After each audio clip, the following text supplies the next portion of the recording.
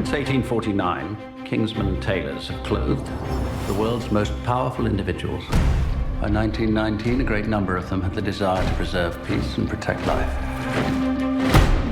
Our founders realized that they could channel wealth and influence for the greater good. And so began an independent intelligence agency operating at the highest level of discretion. The Kingsman Agency. Welcome to the club.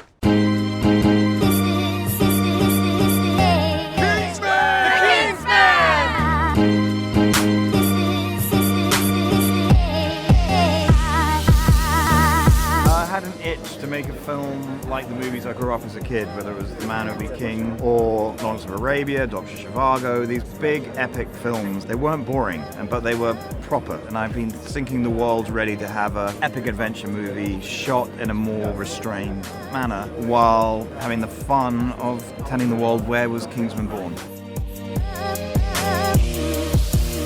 The Duke of Oxford, who I play, he goes on a bit of a journey. He's a man wounded by tragedy in his family, which makes him basically a pacifist and anti-violence. And he doesn't want his son to go to war, but the war is coming and his son wants to prove himself as a soldier, fighting for his country. I mean, Matthew creates an interesting mix of emotional relationship, pathos, action, and humour. And you go between quite serious, quite dramatic, tragic elements, and then you have lighter, ironic moments, and that's quite a challenge, but a fun one.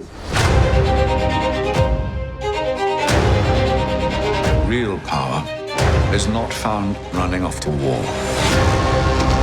Real power lies in understanding who it is you're truly fighting.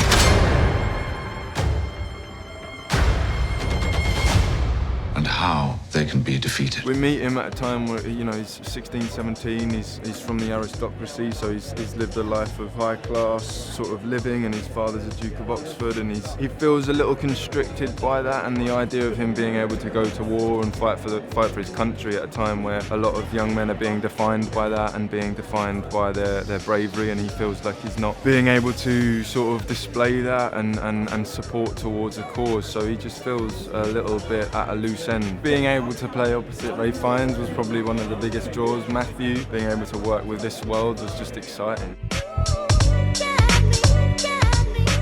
I think it's important as a director or any type of artist to keep pushing your boundaries and not try and repeat yourself too many times. It's going to sound pretentious and we're never going to win an Oscar or anything like that, but I was watching a lot of the Oscar movies and I just thought I'd never want to watch any of these films again.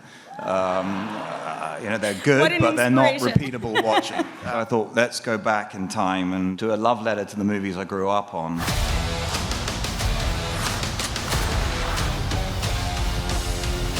This is called a parachute. It means that one can jump out of a plane safely.